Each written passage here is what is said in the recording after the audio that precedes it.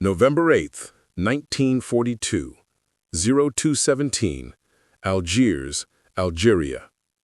Inside a telephone exchange filled with wires and relays, a group of French engineers is about to do the unthinkable: sabotage the Nazi communication systems with deadly precision, without firing a single shot. In just a few minutes, the war in North Africa could be changed forever. The morning of November 8, 1942, arrives hot and suffocating. Algiers, with its narrow streets and white houses, appears still, but beneath the surface, the city is in motion. The distant sound of the Mediterranean is muffled by the urgency of a risky plan, crafted in the shadows of the French resistance. The hum of electricity in the telephone lines seems like a foreboding omen, and that night, something the Nazis never imagined would be altered forever. Henri d'Astier de la Vigerie, a 35-year-old captain dressed in a light coat that barely hides his anxiety, looks at his watch. He and a small group of engineers are in a discreet building, far from the eyes of the Nazi occupation. The goal? Sabotage the German communication lines, cutting them off from their vital orders and creating chaos in the Axis forces advancing through North Africa. "We have less than an hour. If we don't get into the exchange now, we'll miss our chance," says Henry, his voice firm but laden with tension. Next to him is Pierre Duclos, a 37-year-old engineer, a former French Army communications technician. He holds a heavy tool bag with pliers, wires, and small devices made specifically for the task ahead. His mission is simple but extremely risky: cut off the enemy's communication from the inside out without leaving a trace. The building they occupy is a maze of wires, relays, and cables connected to a communication system vital to the Germans, coordinating operations throughout the territory. That night, no one can know what is happening inside. The silence inside the building seems oppressive, but at the same time, every movement is precise.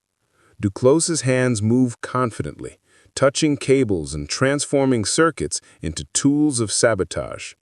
Remember, it's all about timing. We can't cause an immediate failure. We need something subtler, something they'll take time to figure out, says Duclos, as he begins to disconnect the vital lines with chilling calm. He knows what's at stake.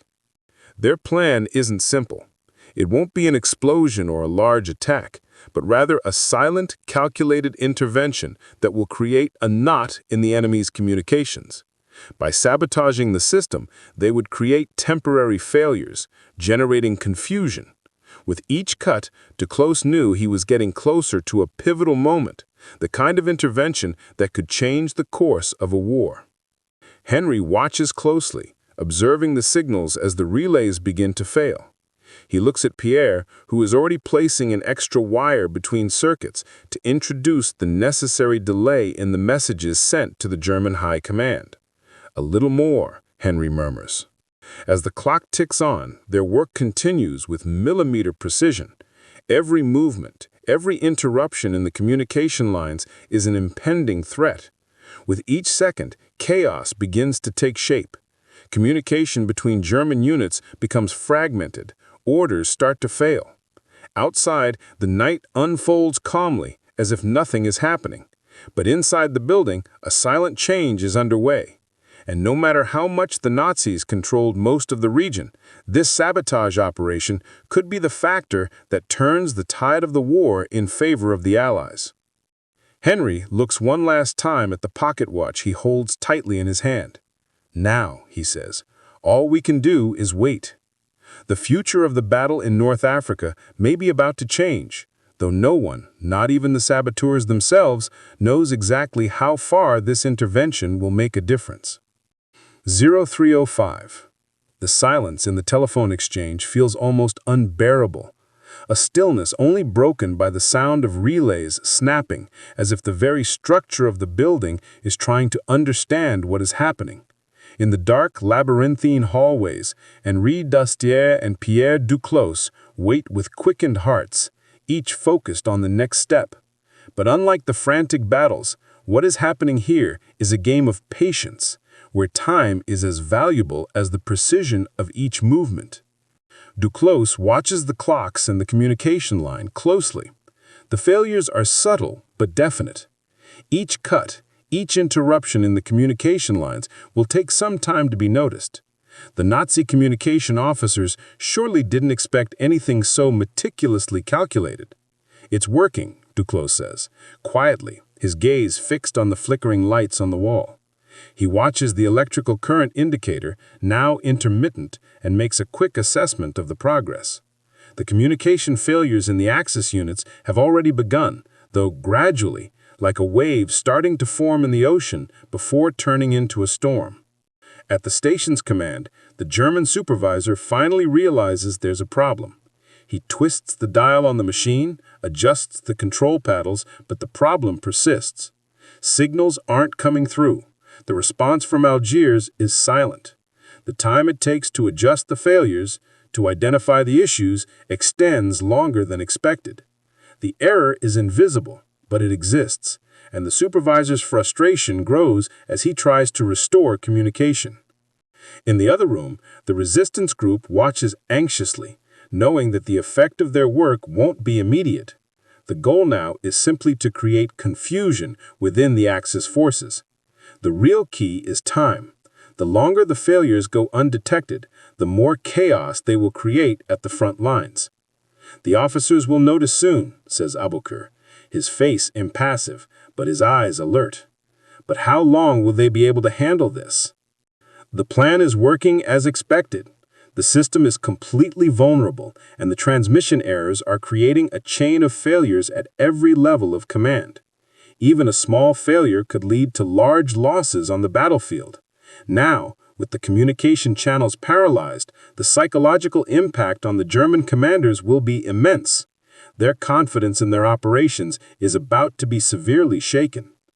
As the sun begins to rise over the North African desert, the German communication lines are already in pieces. At the Axis forward camp, confusion is palpable. Planned offensives are being delayed. The exchange of orders is impossible, and High Command begins to question what exactly is happening. The armored units, which should have been on the move, are now in a state of near total paralysis. Every minute lost is crucial. In the command center, Colonel Hans Weber, commander of the 21st Panzer Division, sits in a room lit by dim lamps, trying to maintain his composure as he watches the screen of a radio with an increasingly irritated expression. He tries to communicate with Berlin, but the radio only emits static, an unbearable pain, which tests his patience. He stands up and begins to pace, his heavy footsteps echoing on the concrete floor. The problem is worsening. The communication system for the tanks, used to coordinate movements and strategies, is completely out of control. "Where are the reports?" he shouts, his face red with frustration. The situation only becomes more difficult as the minutes drag on. Colonel Weber looks at his subordinates, his communication officers, who are equally perplexed. None of the attempts to restore communication with the forces ahead or with higher command seem to work. He finally sits down, hands on his head, feeling the weight of frustration.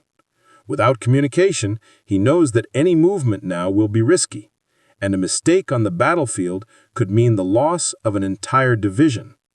Meanwhile, at the forward posts, the troops begin to realize they are completely isolated. Without clear orders or direction, they continue to prepare for an attack, but with growing anxiety.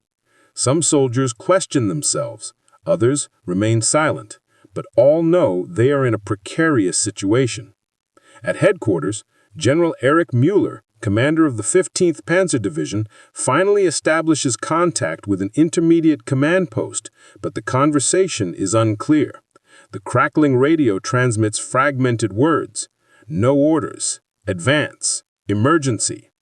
The general, irritated and concerned, orders an advance of the troops, but without the necessary coordination, he knows he's making a move in the dark.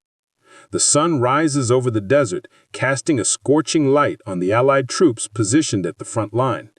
The morning, which should have been marked by new orders and tactical maneuvers, finds the soldiers in the field in a state of uncertainty. What should have been a planned advance for the Allies turns into a series of hesitation and improvisation. But as the Allied officers try to reorganize, a new opportunity arises as the Axis troops become even more disoriented. As the French resistance watches from a distance, Duclos, who is now safely hidden miles away, feels a rising tension in the air. The news that comes through is clear. The Axis forces are beginning to succumb to the chaos generated by the communication failures. The German advance has been slowed, and the soldiers are now operating without the precise guidance they once had. The lack of clear orders and the growing discomfort among the troops create an opening that the Allies can't afford to miss. On the battlefield, Captain James Reed, the commander of a tank unit,